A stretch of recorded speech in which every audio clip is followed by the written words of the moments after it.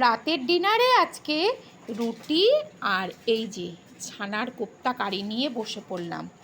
তো রুটিটাকে ঠিক এইভাবে ছিঁড়বো, ছিঁড়ে এই যে ছানার কোপ্তা কারি, এটা ঠিক বাটিতে করে খেলে হচ্ছে না, এরকম করে ভাঙবো এই যে, আর এই গ্রেভিতে এরকম ডোবাবো, ডুবিয়ে ডুবিয়ে এই,